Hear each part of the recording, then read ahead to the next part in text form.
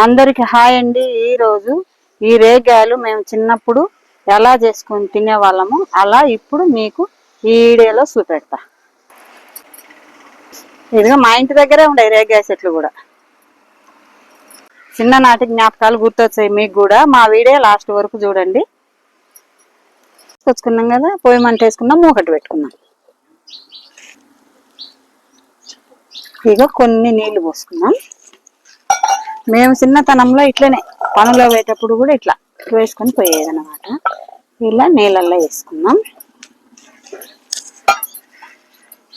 కొద్దిగా సాల్ట్ వేసుకున్నాం, సరిపోద్ది. పెట్టుకున్నాం. ఒక్క ఉడికితే బాగుంటాయి అన్నమాట. ఒక ఉడకబెడదాం కాబట్టి దీంట్లో ఉండే ఒగరు పోద్ది అన్నమాట. సూపర్ టేస్ట్గా ఉంటాయి. ఇప్పుడు తీసేసుకున్నాం. ఇక ఇంతకన్నా ఎక్కువ ఉడికించుకోకూడదు అనమాట. ఇలా ఉడికించుకోవాలి, బాగుంటాయి.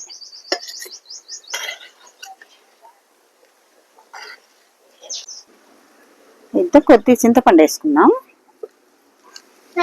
ఒక పిచ్చి చింతపండు నానబెట్టిన ఈ రసం సరిపోద్ది. ఒకటి పొయ్యి మీద పెట్టుకున్నాం. అది ఉడికింది కాబట్టి తెల్లగా ఉంది. ఉప్పు వేసినాం కదా, ఈ చింతపండు పులుసు మూకట్లో పోసుకున్నాం. ఇదిగో ఒక స్పూన్ బెల్లం కరగాలి అన్నమాట. ఒక చిటికెడు ఉప్పు ఉడికేటప్పుడు వేసినాం కదా, ఒక చిటికెడు ఉప్పు సరిపోద్ది.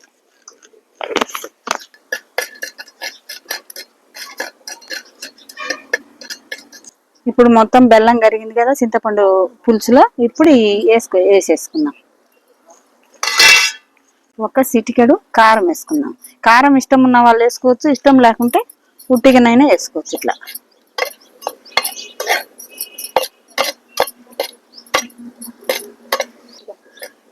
ఈ విధంగా చేసుకుంటే కొద్దిగా పుల్లగా, కొద్దిగా కారంగా, కొద్దిగా తీయగా సూపర్ టేస్ట్ ఉంటది. కడుపుతో ఉండే వాళ్ళైతే లొట్టలు వేసుకొని తింటారు. పిల్లలైతే ఇంకా బాగా ఇష్టంగా తింటారు అన్నమాట. వీడియో నచ్చితే, మా రేగాయలు చేసిన విధానం వీడియో మీకు నచ్చితే లైక్ చేయండి, షేర్ చేయండి, సబ్స్క్రైబ్ చేయండి. తీసుకుందాం. ఇంతే, సింపుల్ టేస్ట్ ఉంటుంది.